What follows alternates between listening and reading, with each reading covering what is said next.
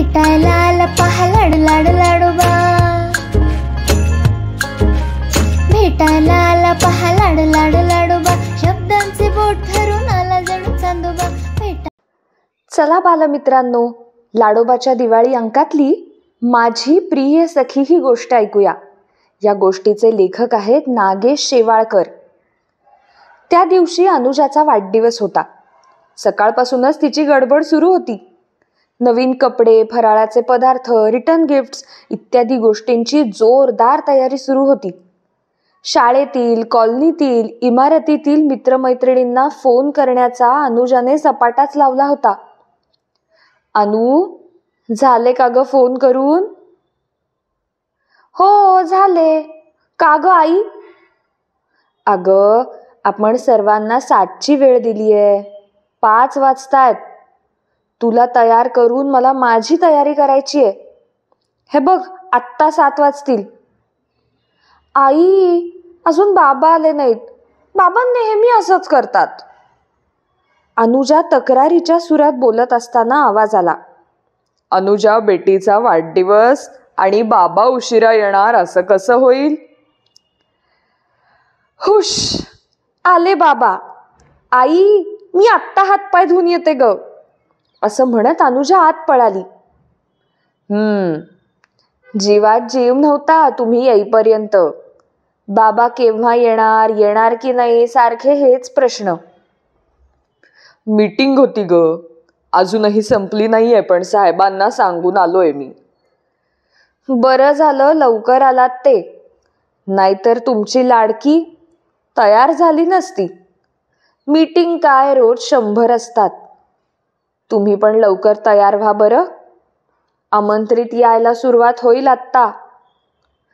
बाबा, लवकर तयार व्हा आणि दसऱ्याला माझ्या पसंतीने आणलेला तुमचा ड्रेस घाला. अनुजा आतून ओरडली.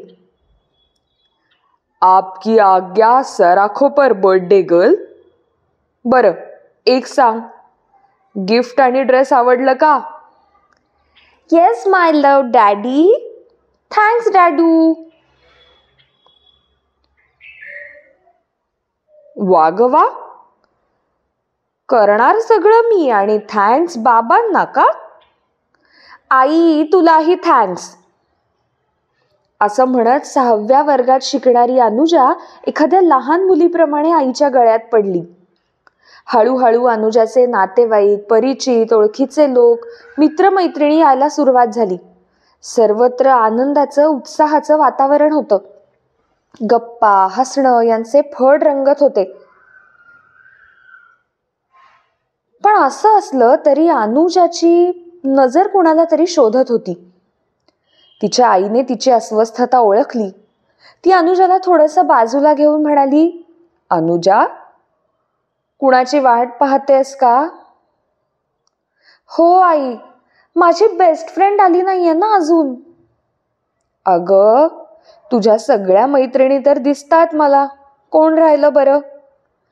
आई, मी बेस्ट फ्रेंड म्हणतीये. अगं पण कोण? नाव काय तिचं? ममता. काय म्हणालीस? ममता? अगं, कसं शक्य आहे ते? का नाही? जमलेले लोक, तुझ्या इतर मैत्रिणी काय म्हणतील बाळा? आईने अनुजाला विचारलं आणि अनुजाच्या बाबांना बोलावलं.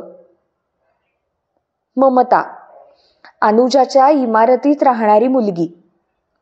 अनुजाच्याच वयाची, परंतु अनुजापेक्षा एका इयत्तेने मागे आणि दुसऱ्या शाळेत शिकत होती. अनुजाची आणि तिची घनदाट मैत्री होती. शाळेतून आल्या की दोघीही बराच वेळ एकत्र खेळायच्या, अभ्यास करायच्या आणि एकत्र जेवणही करायच्या. काय ग, का बोलवलंस? अहो, अनुजा म्हणते तिची बेस्ट फ्रेंड आल्याशिवाय केक कापणार नाही. अच्छा, येऊ दे की मग. अहो, ती ममताबद्दल बोलतीये. अगं, ती खालीच राहते ना, मग येईल एवढ्यात. अहो, तुम्ही तिचीच री ओढताय. तुम्हाला कसं कळत नाही ममता आली तर लोक काय म्हणतील? अगं, अनुजा आणि ममता एकत्र खेळतात, बसतात, अभ्यास करतात, सख्या बहिणी असल्याप्रमाणे एका ताटातही जेवतात. ती यायला नको? अहो, सगळी मंडळी गेल्यावर तिला बोलवूया आपण. आई, नाही, केक कापून पहिला घास मी तिलाच भरवणार. अगं, तू ऐकतेस का जरा? वाढदिवस अनुजाच्या आनंदासाठी आहे की नाही? मग तिचा आनंद का हिरावून घ्यायचा? बरं, ठीक आहे, पण मी तिला बोलवायला जाणार नाही. थँक्स माय स्वीट आई, तू नको जाऊस, मी जाऊन तिला घेऊनच येते.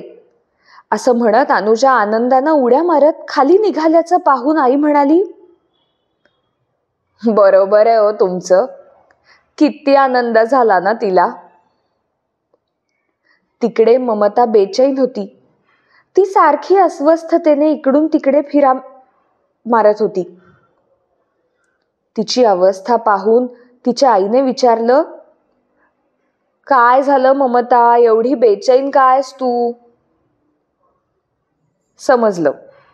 हे बघ, तुला आत्ता अनुजाकडे जाता येणार नाही.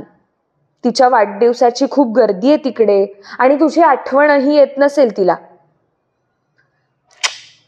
शक्यच नाही, मी गेल्याशिवाय अनुजा केक कापणारच नाही. बाळे, अशी स्वप्न पाहू नयेत. ममताची आई बोलत असताना पळत पळत तिथे अनुजा पोहोचली. ममताचा हात धरून म्हणाली, मम्मे, तू आली नाहीस? मी वाट पाहत होते तुझी. अनु, मी येणार होते ग, पण काय? अनु बाळ, अगं मीच थांबवत होते तिला. हे बघ कसं आहे, आम्ही पडलो गरीब, त्यात ममता वॉचमॅनची मुलगी. मी तुमच्या घरी येते ना, हिच्या ताटात जेवते की नाही, मग तुम्ही असं का म्हणता? ममताला आई बाबा कधी काही बोलले का? उलट ममता कधी आली नाही तर दोघेही विचारतात, अगं तो तुझा आणि तुझ्या आईबाबांचा मोठेपण आहे ग, पण नाही, पण बिन काही नाही, मी मम्मू आल्याशिवाय वर जाणारच नाही. असं म्हणत अनुजा सोफ्यावर रुसून बसली. तशी ममताची आई तिच्या गालावर हलकेच हात फिरवून म्हणाली, नाही ग बाळ, नाही. ममते, जा, पळ, पटकन तयार हो बरं. आई, मी केव्हाची तयार होऊन बसले. मी तुला म्हणत होते ना, मी गेल्याशिवाय अनु केक कापणार नाही. हो बाई, हो, समजलं. आता जा, सारे जण थांबले असतील की नाही? ममताची आई हसत हसत म्हणाली. तशा दोघी एकमेकींचा हात हातात घेऊन पळतच निघाल्या. लिफ्टमधून उतरून दोघी अनुजाच्या फ्लॅटजवळ येताच घरात अनुजाचे आई बाबा आणि त्यांच्या पाठीमागे इतर सारे जण उभे राहून टाळ्या वाजवत होते. म्हणत होते, happy birthday to you Anuja, welcome Mamata. हे ऐकताच अनुजाने पुन्हा ममताचा हात घट्ट धरलेला पाहून तिच्या आईचे डोळे पाणावले.